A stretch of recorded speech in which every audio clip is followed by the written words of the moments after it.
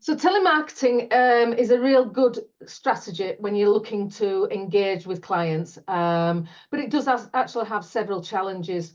The one that you tend to find is the do not call, which is the telephone preference. So there are strict regulations with regards to that, but it can be a really good way of actually reaching your clients, especially when you've actually got a good prospect list. So today I'm going to actually be sharing the 9 pitfalls to avoid when telemarketing. And also then I'm going to provide you with some AI help tips that can actually help you and prompt you on your way and give you some suggestions. So first things first, a little bit about Data Bubble, a little bit about me. I set Data Bubble up 15 years ago. In fact, this month is our 15th year anniversary. So yeah, happy birthday, Data Bubble. There's me and Steve that are actually within the business. And the other thing, I can't actually have any slide that's without dogs. So these are our 4 Rhodesian Ridgebacks, of which we absolutely love and adore. So yeah, they're here every single slide, so every single event. So it just gives me a little bit of motivation, a little bit of comfort to say hello, dogs. The first pitfall when you actually get into telemarketing is the way of collecting leads. So leads are people that you actually want to call. And it's spending time scraping information from the internet. It can be a real waste of time, real waste of resources. I was actually speaking to a gentleman a couple of weeks ago, and he turned around to me and said that by the time that he'd actually set the scraping tool up, by the time he'd actually then got the data out of the system, identified any Hotmails, Gmails, free domains, then validated his emails, he found that he was actually spending £1.20, £2 per lead. So it's really not a really good time to spend your time or your money with regards to inaccurate data. My suggestion would be to actually use a list broker, Data Bubble, and actually get a telephone, get a list from a decent list broker. That way you know that they're GDPR compliant. They're also screened against the telephone preference. And we'll go on about the telephone preference screening service later. So if you actually use a list that's actually provided by a list broker, it saves you time, saves you resources, and you get more accurate, focused leads for your telemarketing campaign. So the next one is lack of personalization. And it's fallen into the trap of making your script or your conversation with a prospect same, generic, and it can be really boring. It can sound very robotic, and really it doesn't give anybody a really good impression of your business. I remember when I first started my sales job, I was told to actually, I was given the telephone directory, and I was told to call anybody and sell them training. Now, the thing is, I knew nothing about the company. I knew nothing about who to actually contact, and I didn't know how large the company was. So what you can actually do is use an AI prompt that analyzes the website before you actually make a telephone call, because then you actually can get some information about that particular company that makes it more relevant, more specific to that particular company. You can see the company size, how many employees there are, usually from gleaming that little bit of information from the website. So the AI prompt that I tend to use is this one. It's act as my sales manager, analyze the following website, give details regarding the list of the products and the services that are listed on the website. So the features of the benefits of that program, of that product or service that they do actually offer, and then provide industries of benefits, how the benefits of using your service. So therefore, you can actually glean some more information. You can get more information with regards to who their ideal clients are, who they tend to actually work with, if they've got any challenges, if they've got any problems. And that just gives you a little bit more information so that you can then tailor your conversation and you know a little bit more about that particular company. So getting the correct contact name shows that you're professional. It shows that you've got some empathy by looking at the website, and you can actually tailor your message that resonates with that particular company.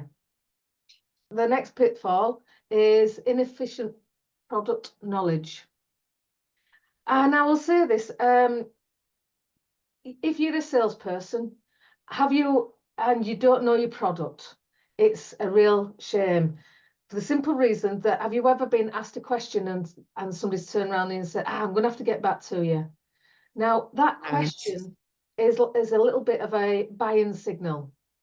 So therefore, you want to be able to show that you know everything about your product and service before you're actually making any telephone calls. Because if you actually can't answer that question, that buying signal, next time you actually phone them up and they say, oh, I've got the answer to that question, that customer or that potential customer can turn around and go, oh, right, what? Yeah, yes, okay. And you've lost that connection. And that's when you actually, with telemarketing, it's that connection, that bond that's really strong because you're actually speaking to people on the telephone. And again, what I would suggest is that an AI prompt that prepares your sales teams with a comprehensive knowledge and product knowledge. So again, the prompt could be, act as my sales manager, analyze your own website, look at the specific problems, features and solutions of your own website.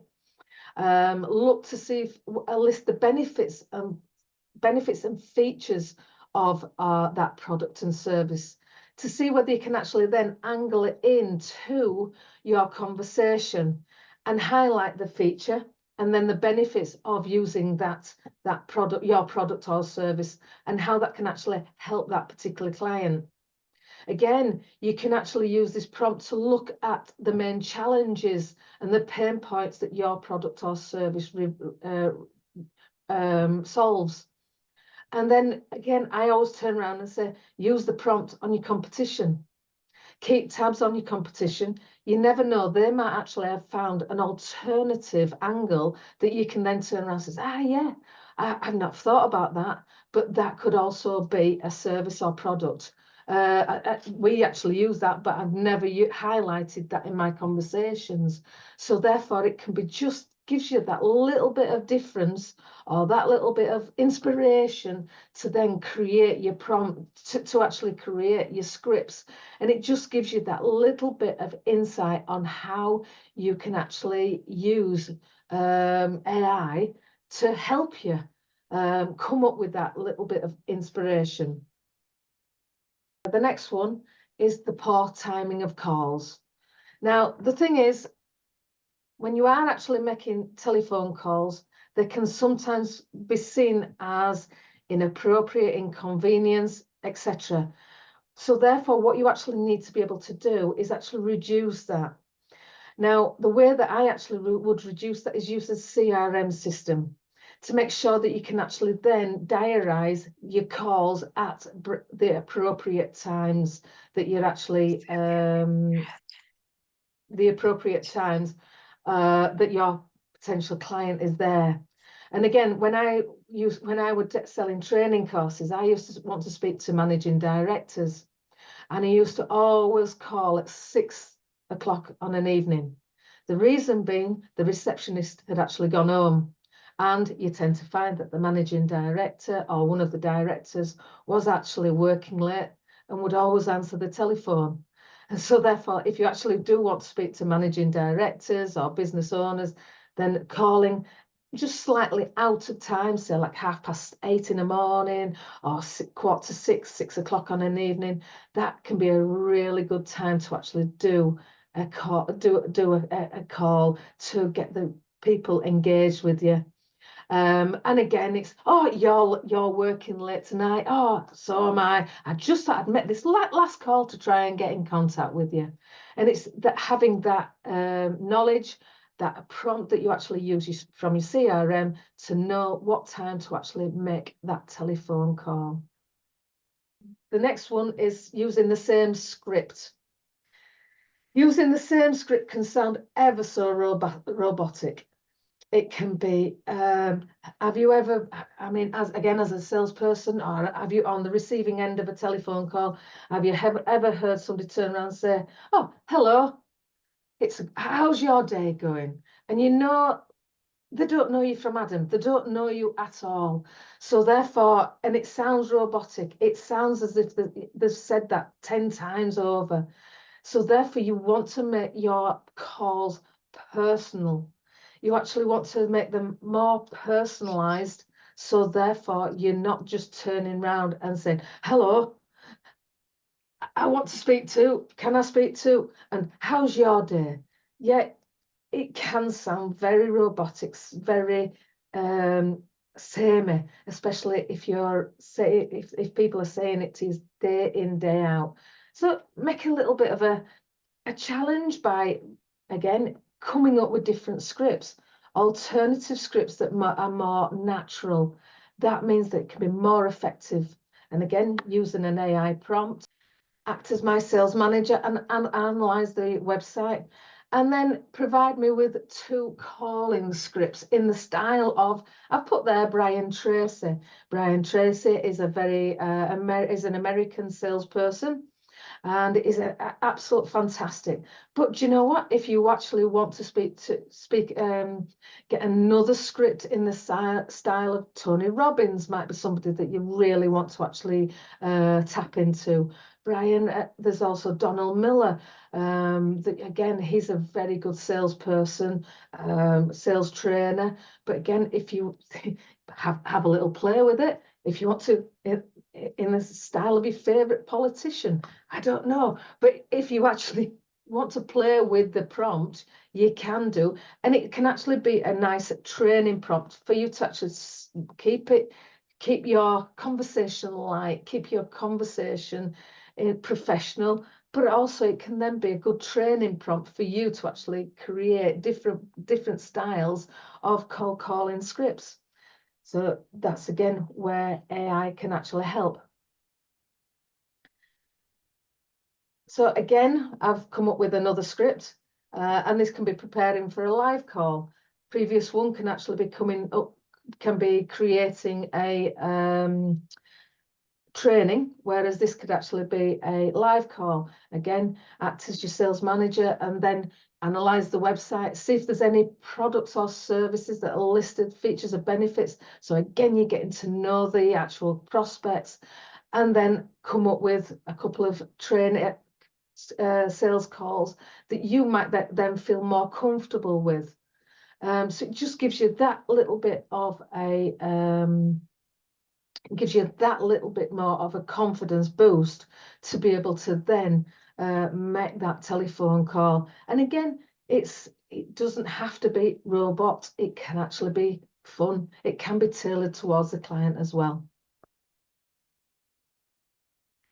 The next pitfall is number 6, is ignoring customers' requests. Again, not capturing information, whether it's then putting it onto the CRM system, you're missing opportunities if you don't actually send information. So, for example, have you ever been on a telephone call? You've turned around and said, well, I'm not... is it possible that you can send me more information? Either send it on an email, in the post, or even WhatsApp. What you can then do is then be more interactive with that customer. But if you fail to actually send information, you're losing potential, you're losing trust, you're losing that trust that you've actually built up with that particular prospect. So therefore, whatever you do actually follow up with customers. Make sure that you do actually follow up with customers when they actually ask you to send information. Or again, if they turn around and says, well, I can't actually speak to you this week, can you give me a ring next Thursday at 4 o'clock? So you make sure that you actually put it in your CRM system and then take action to diarise it 5-10 minutes before, so that you're then calling them at that particular time. That builds up trust with that person. It means that you're trustworthy and you do what you say, that you do what you say you're going to do. So therefore, it builds up that relationship and it makes a stronger relationship. So the next pitfall is not following up on any quotes, or not following up on any calls, any sales that you've actually made. And again, I'm going to go through my notes here because I've got a couple of statistics for you. 44% of people, of salespeople, give up after one telephone call. So that's nigh on 44%. That's a heck of a lot of people that just actually give up just when you're trying to make one telephone call. 60% of customers say no 4 times before making a purchase.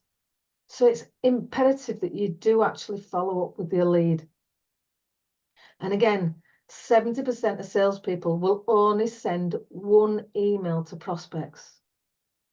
Now, for me, I call or make telephone calls or otherwise follow up with emails that to turn around and build up that relationship until they turn around and say, right, okay, no, I don't particularly want to go ahead, or it's not going to be at this time. At which point I'll ask information with regards to, right, when's the best time for me to call? When's the next time this project is going ahead? But the other thing is, what I also then do is make sure that I have a prompt that I can then send information to people. Because you might see something in the newspaper or on the newspaper or on a website that you think, right, that could actually help that particular client. So what I will do is I'm working with XYZ company and they're working within a particular industry. I would then like AI to ask it to be my research assistant and gather information on the latest UK news or interesting topics around that particular client's industry. Because what you can then do is actually send that person different topics or news that are relevant to them, that may be able to help them. That way that you're not turning around and saying, oh, you're not always trying to be closing, but you're actually thinking of that particular client, and you're sending them information and topics of news that can actually help them. So it's not just about getting a sale, it's about thinking about them, and it's about being able to contact with them and build that trust up. Excuse me. No problem. So yeah, so it's not just about sending information regarding sales, it's about also making sure that you think about that particular client and then send them information, that topic that may be interesting, or news articles that are relevant to that particular company. Now, the other one, the 8th pitfall, is the telephone preference rules. Non-compliance does actually occur. And again, I hear people turning around and saying, telephone preference, corporate telephone preference, it makes no difference. So let me explain about what telephone preference is. The corporate telephone preference and the telephone preference is a list of do not call. So it's a list of telephone numbers within the UK of companies and individuals. Now, individuals register at the telephone preference, and in corporate telephone preference, companies actually register their telephone to say that they do not wish to receive any sales or marketing telephone calls. Now, if you do actually call somebody that's actually on the telephone preference list, then there is a fine of up to £6,500. And that's per time, every time you do actually call them. And as I say, I do actually hear people say, nobody takes any notice of the telephone preference. But you know what? The ICO do.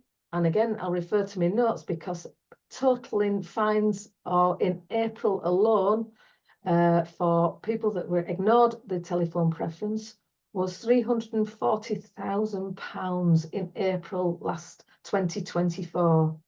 So the ICO do actually take non-compliance of telephone preference and corporate telephone preference. They do take it seriously. And again, Data Bubble, we actually do offer the service of screening clients' records against the telephone preference and corporate telephone preference. So if you are actually planning on doing any telemarketing, you have actually got a list of clients that you are potential prospects that you do actually want to screen, then it is a service that we do actually offer. And what we do is flag the record to say that this record is then matched against the corporate telephone preference or the individual telephone preference. So it ensures that you're compliant and it protects your company's reputation. So don't ignore the telephone preference. It is there, and people don't particularly like it when you do actually ignore it. And it's not the best way to start any telephone call. Oh, you do realise that with telephone preference registered? Oh, sorry, no, I didn't know. And then try and go on and sell to people. That really isn't a good way of starting a relationship or building up a relationship at all. The next is the high turnover of telephone staff. And again, I always turn around and say, yes, it can be a high turnover, but if people are actually trained, right? If salespeople are actually trained right, if they use prompts, AI prompts that can actually help them be more efficient, be more effective within their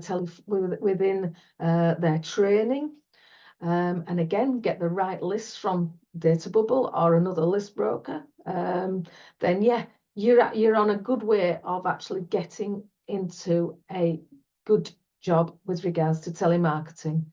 And again, there doesn't have to be a high turnover of staff as long as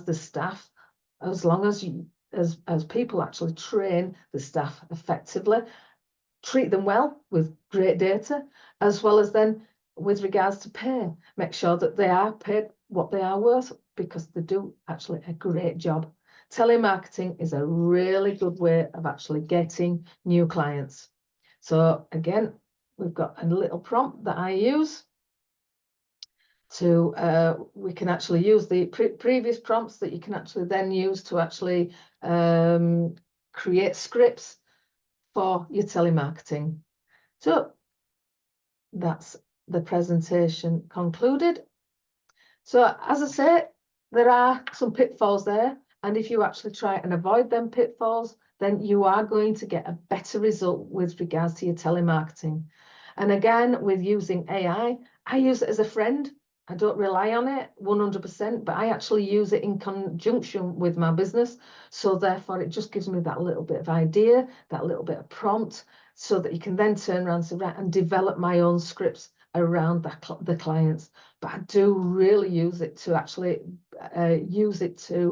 investigate and analyze clients' websites, so that it then prepares me for any telephone call that I do actually make.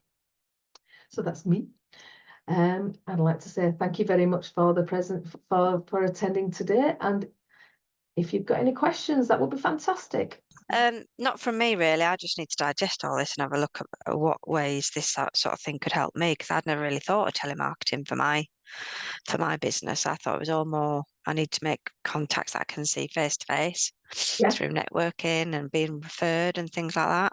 Yeah, it's a new avenue of being able to get in contact. And again, it's identifying your ideal client. It's about turning around and saying, right, okay, who do I actually want to work with?